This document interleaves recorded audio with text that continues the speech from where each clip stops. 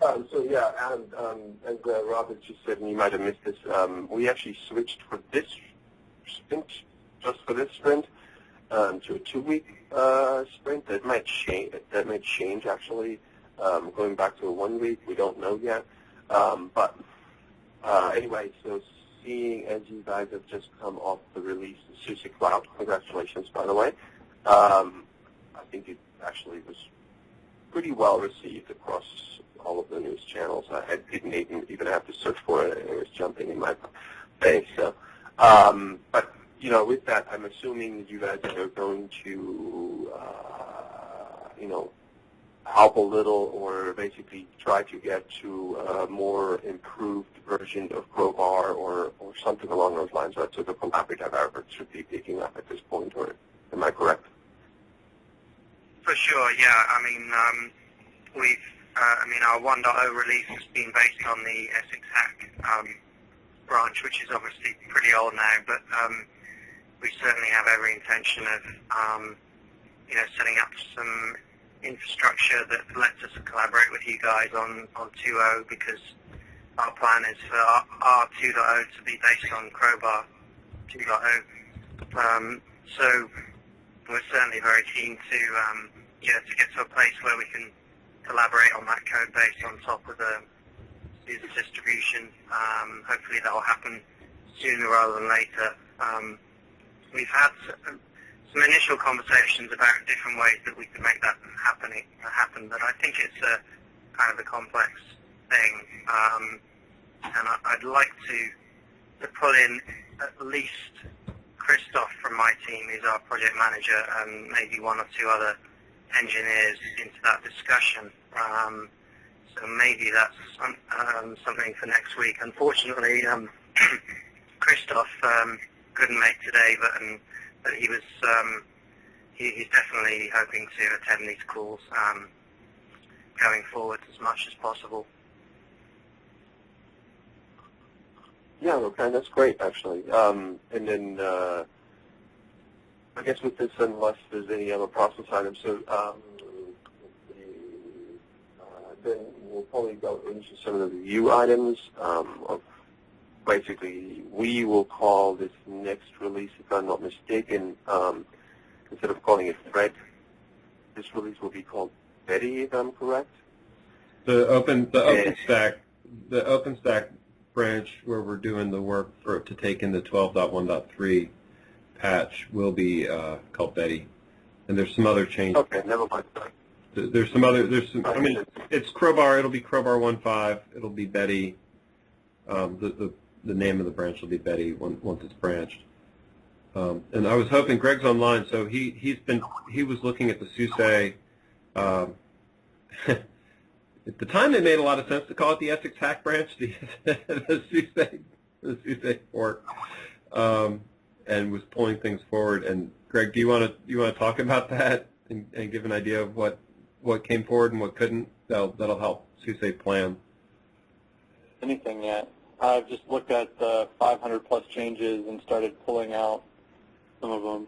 I haven't actually merged anything. Part of it is I need to balance between just perturbing our release with pulling in things that are must fixes versus the general tweaks versus SUSE-specific stuff that doesn't get in our way. Like we probably won't pull in the database bar clamp for this pass, for the Ceph bar clamp, for Betty. But I'm probably looking at pulling in things like the install SUSE stuff, all that, and then some selected cherry-picked fixes for specific bugs and problems. So that's kind of where I'm at. I have a big. Greg, when you talk about bringing in, you mean backporting, right? Well, technically it's forward porting from their tree to our tree, but yeah. Because they're further behind Betty, right? So they'd be pulling it forward into Betty, and then one of these days we'll do a big push merge back into development. Oh, I see. Okay. Okay. So we're really happy that you're doing that even before we've had a chance to start helping you with it. But we do, definitely want to support that convergence effort. And, now that we have the 1.0 release out of the door, hopefully we'll have a bit more bandwidth to work with you on that. But, before we start ramping up on that collaboration, if you have any questions about any of the patches, then don't hesitate to, fire me an email or ask me on Skype or whatever. Yeah, once we finally get the dev merge, the dev tool changes in, I think it'll make it a lot easier, because then we can actually start including things like you're easily including the database bar clamp but not having it on for a specific release and stuff like that. Right. Right. That's one of the things I was hoping we'd talk about today is cutting over for that, because we need to cut over. And we've been holding off, waiting for. I'll wait till we talk and planning about that. Actually, it's a review. DevTools status is a review change. There's an update too.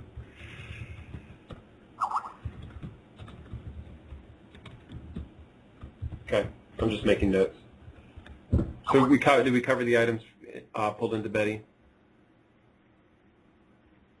For today, we pulled in the process of pulling in an Ecologic driver for Nova, partially there. Or it's there, we're going to redo it a little bit to make it match more of the OpenStack model that they're moving to in Folsom with separated drivers. And then there's a, what else went into Betty? We put in some KVM performance enhancements, tweaks.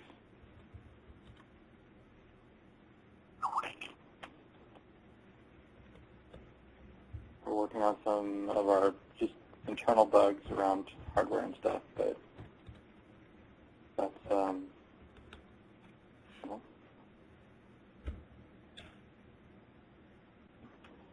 we're changing the IPMI Crowbar password, default password. Oh, yeah. That went in to Betty. Because some of our hardware platforms now enforce hard passwords or complex passwords or whatever. So we're changing that to do, I think, what Rob's typing in there right now. But otherwise, I think that's about all that's kind of gone into Betty so far. That wasn't, there before. So for consistency, how do people feel if we, I don't know that we would change at this point all the passwords, but maybe in Crowbar 2, maybe we should start changing the passwords to something just slightly more complex, like CR0WBAR, capital B.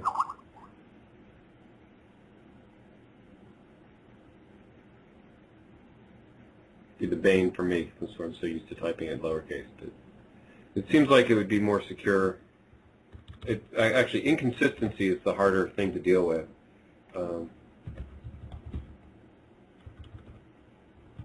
Comments?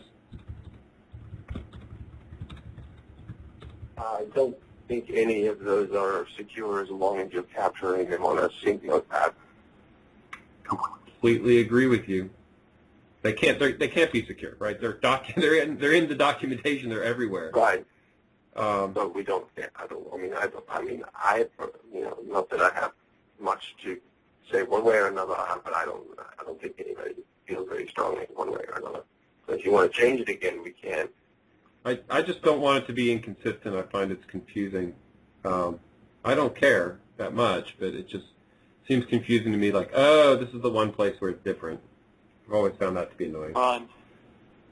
Publicly used. I mean, you're right. I mean, we should probably go and change them across the board, right? Because otherwise you'll end up trying 2 passwords all the time. Greg? This password's actually hidden. It's not a public account usually. But, Oh, good. Thank you for catching that. so I guess right now it's the root. So yeah, it's the main access point. So yeah, to make it consistent. Anybody with security conscious doesn't use default passwords, so probably a good question. I mean, as a rule, it's a fail to make it the same as the user account. That one, I think we could do better. All right. All right. So I think we have a decision.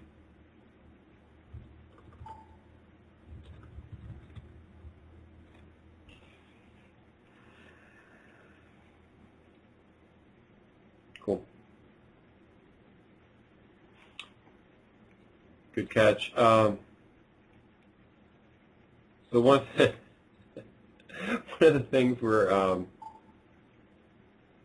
I have no idea how that's going to look in Markdown, if Markdown can handle the dashes and the asterisks. I think it can. I've been working on digest auth and basic auth with devise. When the devise changes came in, the test that I had that ran against using assumed digest auth stopped working. This is not done yet because digest now, parts of the app are using basic auth, parts are using devise, form auth, and parts are using digest. So I have to rationalize all that stuff and bring it back together. So it's not complete, but hopefully will be by the next sprint. Don't even document it. Just not complete's fine because it's just in flight. It's not going to be that way. In the end, it's just telling people who are looking at it intermediate that it's not complete. DevTool changes. Greg, you want to speak to that? Hey, Rob, before we move on, can you elaborate on why do we need the digest auth? It's to not require the API callers to go through the form auth.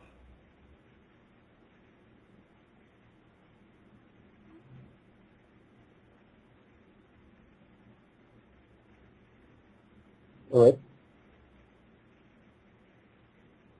Did that satisfy your question? Yes. The only question. Well, if we assume that the form auth has better security than digest, then we just have a weaker link.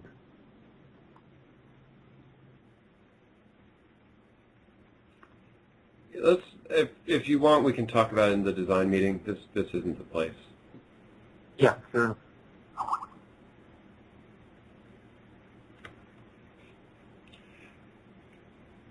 All right, so we've been changing DevTool. There's been some great changes going in. I think we've talked about them before. I would throw it to Greg to do a quick summary of them, and then we'll talk in planning in the planning part of the call about about actually getting them making it the official and when. So Victor's been reworking the tool, the dev tool, so that the crowbar tree can be flattened to get rid of the 20 branches and submodule references that make keeping the actual build tree in sync kind of insane.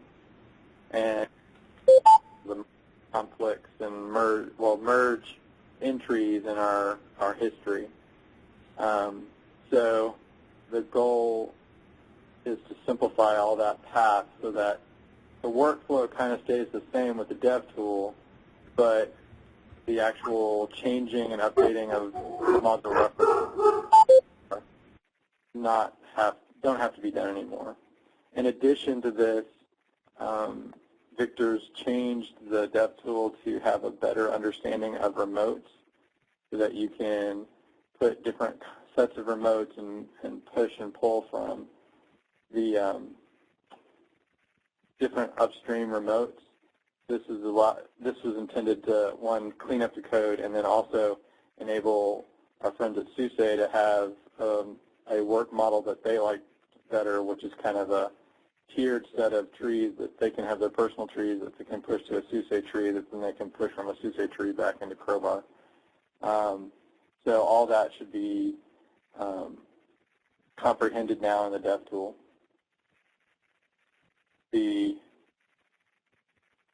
So that's the set of changes.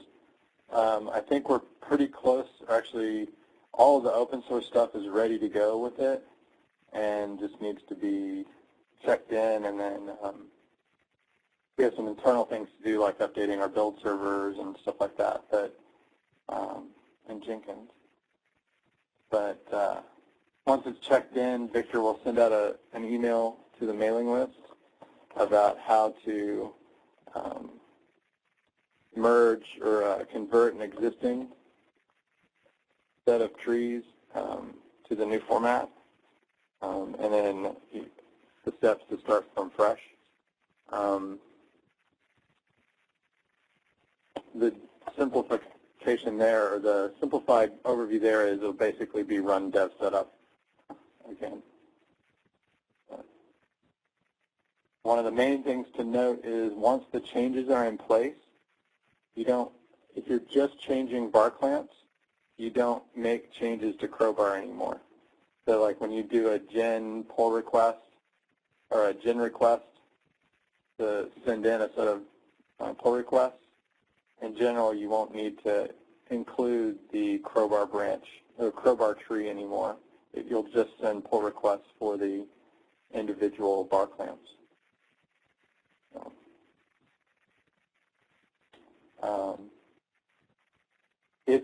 This is a note, if you've been playing with it from exploratory purposes, it will look like there's lots and lots of changes pending on the Crowbar tree because the upstream Crowbar tree hasn't been updated for the flattening. So it looks like there's lots of changes pending whenever you do a gen request. So just be aware.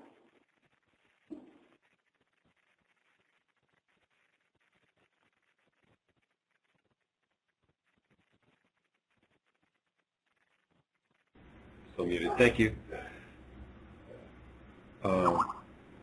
Sir, just to give you a bit of an idea where we are, I've checked out the updated DevTool and I've given it a whirl, and it looks great so far. I've tried doing a flattening after adding our remotes, and it seems to do the right thing.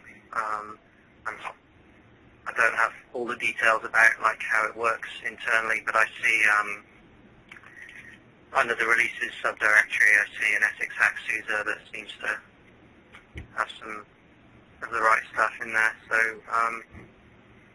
yeah, from my perspective, I'd say go ahead and let's start switching over to that. I can send a mail out to my team and explain the changes, and we can try and get on board with that as soon as possible. So what I'm hoping, what I'd like to do is leave the call with the "we are cutting over" the statement, and and make sure that just if you have a red flag, we can talk about it. But my expectation is that sometime today we'll have Victor cut it over, and it'll be the official.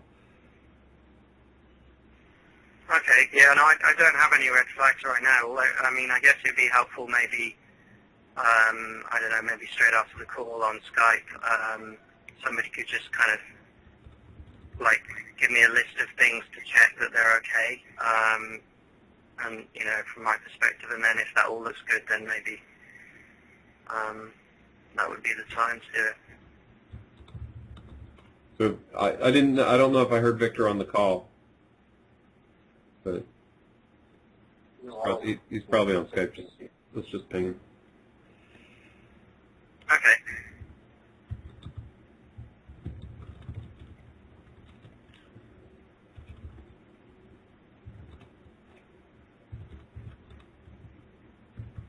I mean, it's not going to impact your current release. You guys we're not going backwards for that. So it's only going to be the active code branches for us. And then when you guys move over, you'll pick up the changes for certain. But. Yeah, so I suppose one question is, presumably we'll have to update, transfer the changes to the dev tool into all the branches that we want it to affect going forward. Yes. Well, But you don't have to. Go ahead, Greg. I just made you nervous with the simple answers to a complex problem.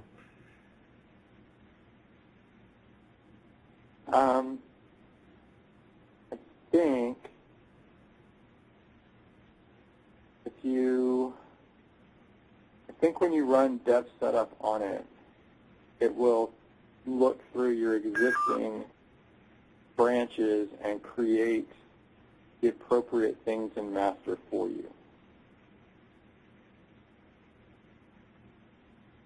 Okay. Here's the one asking about collecting on the dev.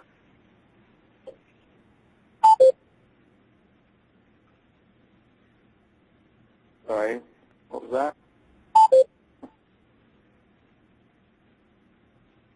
This is Victor. I joined the call late, and I just heard someone ask something about flattening things in the dev tool. Yeah. You missed all the action. No worries. Well, so the question is, when we want to convert, do we have to put that tool in all of our Crowbar branches, or do we just run it from master and it goes and pulls and figures out like and creates an SXPAC release and all that stuff? The latter. There's a command called dev flatten that dev setup will call internally if it notices that your trees haven't been flattened. And essentially you just run it from master and scan all the branches that you have that are local or that you have local references for, and figure out how to strip out all the submodule references and turn them into metadata in the your branch.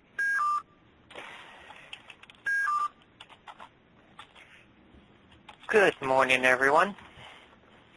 Oh, hey, wait, Randy. Hold on. We're bridged into the community call. I forgot we have a conflict with it. Shoot. I'll send out a new bridge. Don't worry about it. Okay. All right. You know what? It's going to be easier. Sorry, are you copied on this bridge? I'm going to bring you in by Skype. I don't think, and we're going to drop. I'm dropping the Dell internal bridge right now. Sorry, I'm going to bring you in by Skype. Okay. Okay. Well, I think several people have already dropped off, Rob. And Have they? All right. Let's just do that. Yeah. No worries. Okay. Cool. Bye. Sorry. Hey, everybody. Sorry about that. We're working on getting a second bridge so we don't have conflict. Like this. I got an email saying I had one. Bye. Oh, I got one too. Now we have extras. Yay, bridges for everyone. All right. Apparently the join me has a birthday number. I'm sorry? The joining service has a dial-in number that you can use the join me bridge instead of the Dell bridge. Yeah, except if you're in India. Except if you're in India, Andy. There's a reason. Ah, okay. There's a reason. Okay. I'll drop off.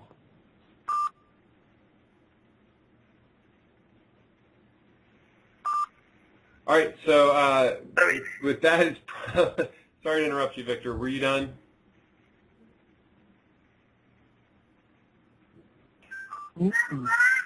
Yeah. Okay. Oh. I completely overran my buffer queue. Okay. So with that, we've gone 30 minutes in the review section of the call. Let me try and get Surya connected. Oh, we're leaving the bridge. Good. And we should switch to the process component.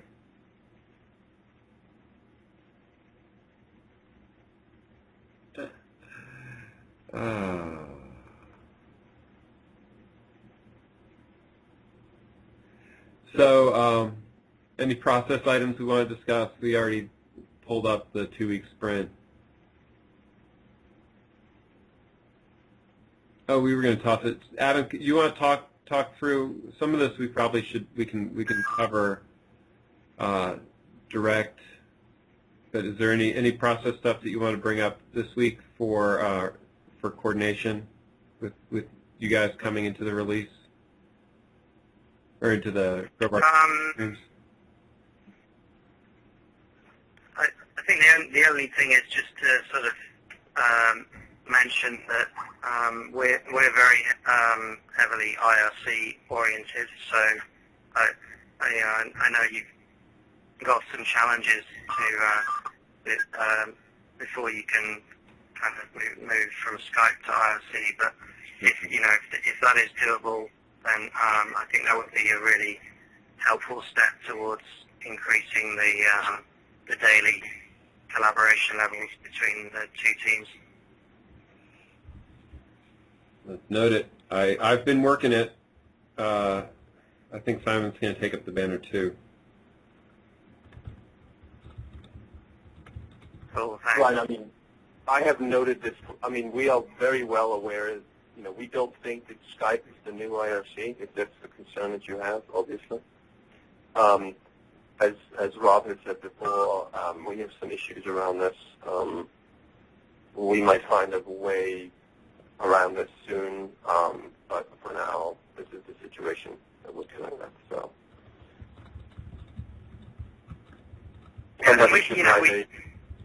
somebody should make a Skype IRC gateway.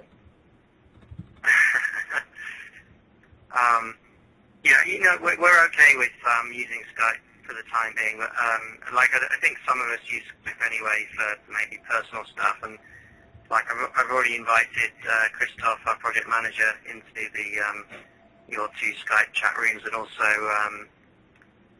Tim, who's one of our engineers. Although actually he's in Australia, so the time zone thing is probably not going to be ideal. But we have definitely some guys in Germany who I think would like to be involved in that, and at least one guy in the US as well.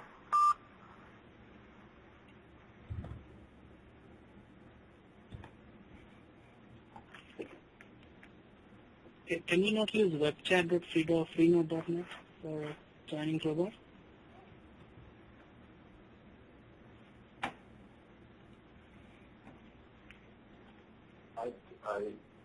Rob would have to answer that question. I don't think we can, actually. I think those are blocked as well.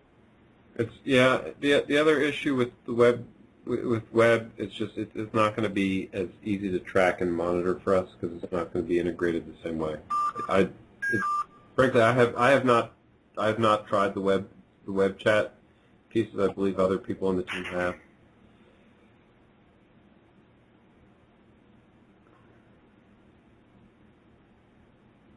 I think it's I don't know. Has anybody else on the Dell side tried the web version?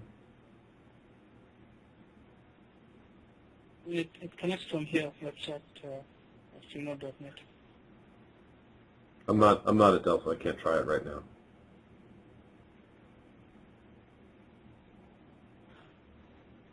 We're still investigating it. We need something where you pop us a message, it tells us right away.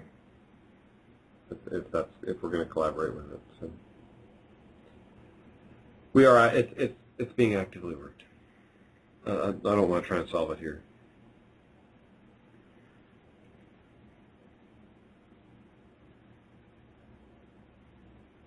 Other process items are things blocking people.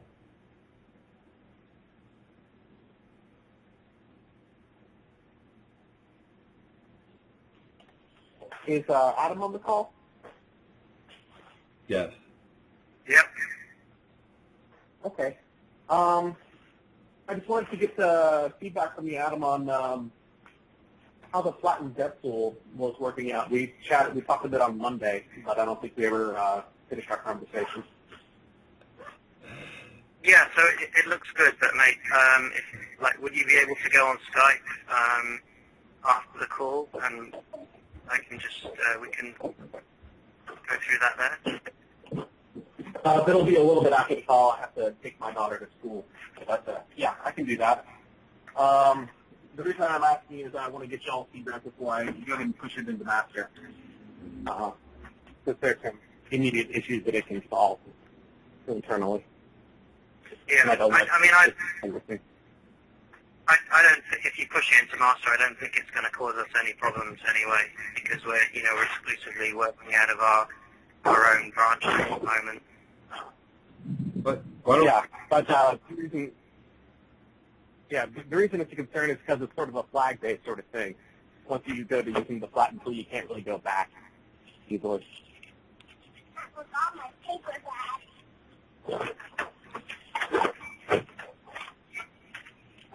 So, Adam, you've done enough review of it. You don't have a major concern on what we're doing with it?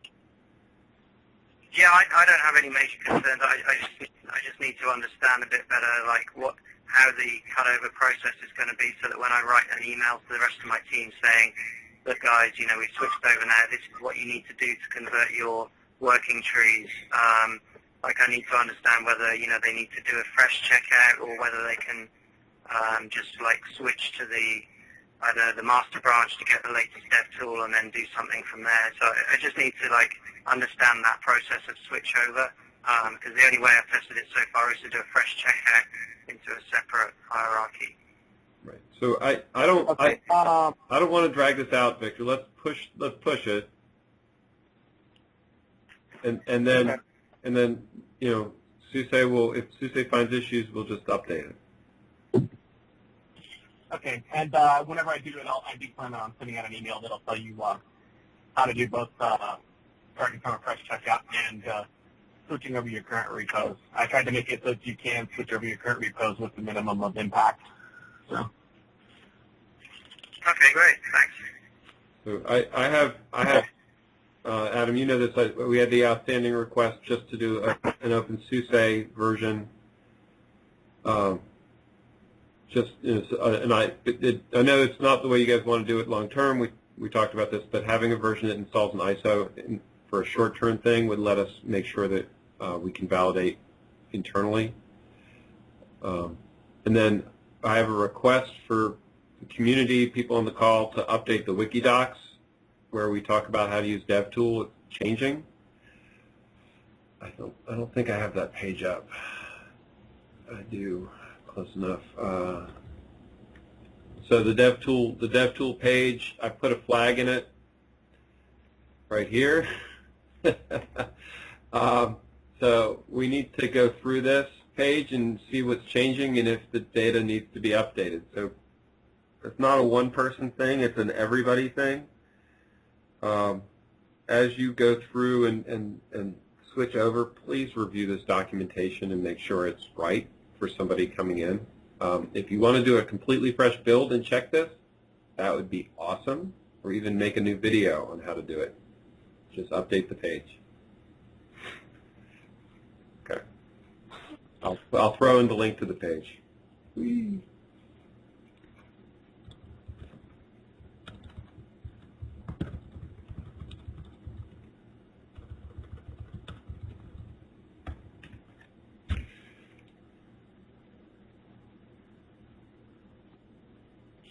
I thought I had some other items on this planned list.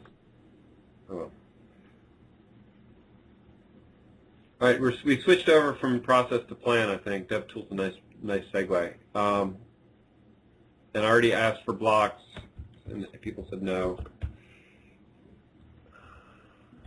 Okay.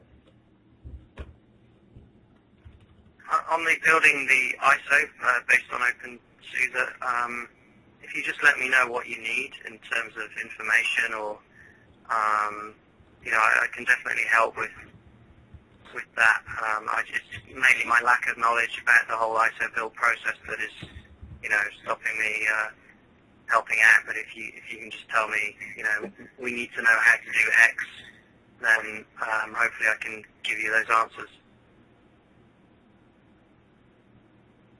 Okay. Okay, I can work with y'all on that.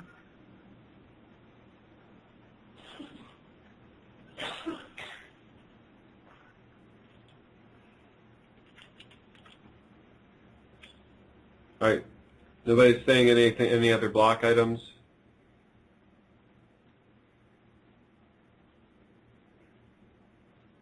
I'm thinking about both Betty and Crowbar too.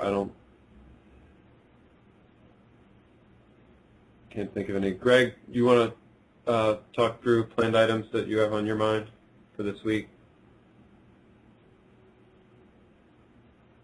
I don't. It's mostly finishing bedding, bug fixing, and some of the SUSE merge pull stuff. About it. There's some networking stuff that's in process for the Crowbar 2.0 stuff that Chris has been doing. Otherwise, I think that's about it. All right. I have the digest stuff that I'm hoping to wrap up.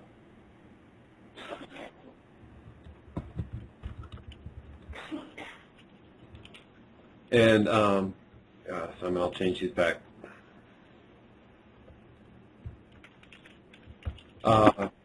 And just, we went through this last time with the documentation. One of the comments there were a couple of comments back for documentation. I actually updated the documentation page in Crowbar 2. I added a lot of detail to it, but I changed over to /paths, including in the top level URL.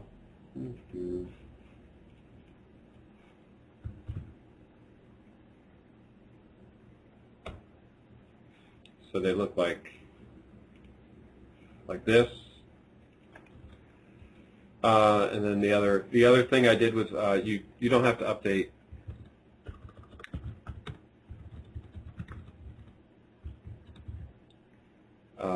If you drop in new docs, it'll discover them in the directories for you.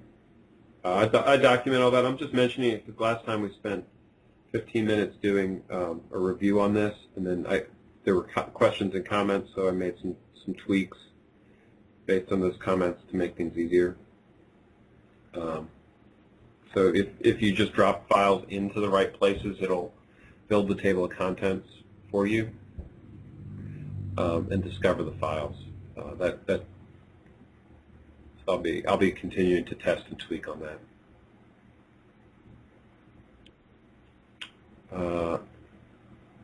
And I think, and it's not particularly significant, but I think we have the removal of the offline mode. That should be getting all pushed through too.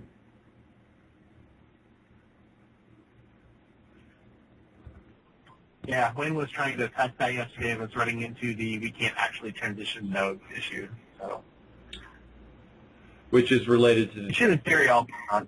Yeah, and that's related to the digest auth issue, which I think I fixed enough that it should work again, but I don't know. I haven't tried it. Okay. Sounds like we need to get all that stuff pushed out to development and let y'all fight it out. Yeah, he's doing the right thing. He's testing what the tests are, and it was already broken before he didn't break it, which is hard to tell. All right, I'll give a heads up because we really want to discuss this in the next.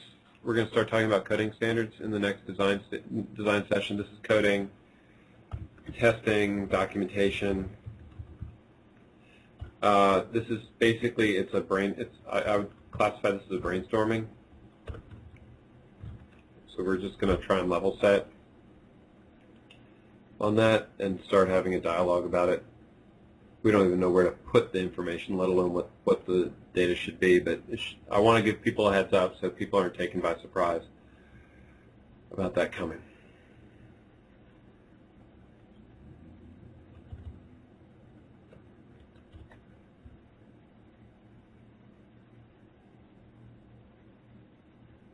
Other items, other topics?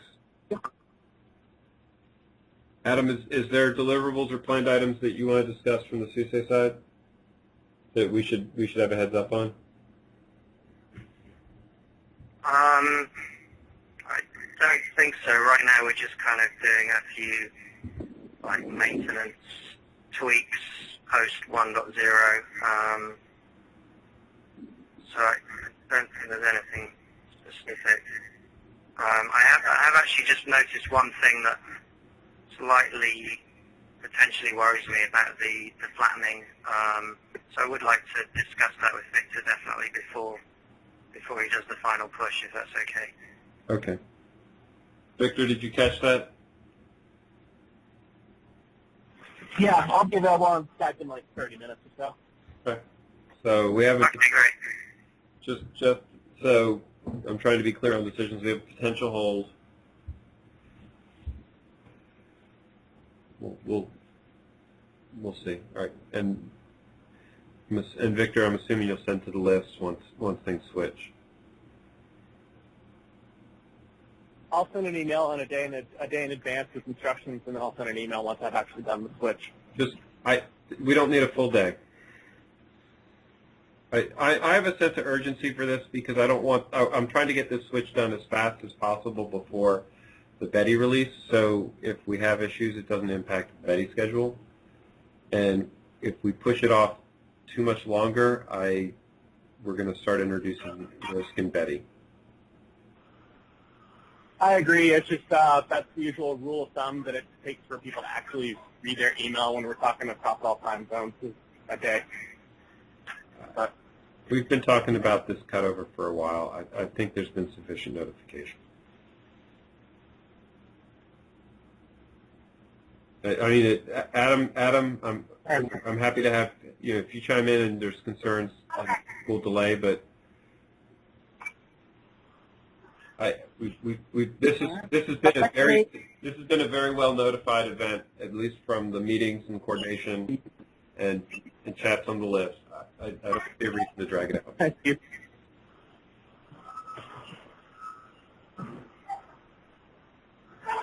All right. Okay, that should cover it then, right? So everybody, thank you very much for attending, and then we'll be back as usual on Tuesday next week.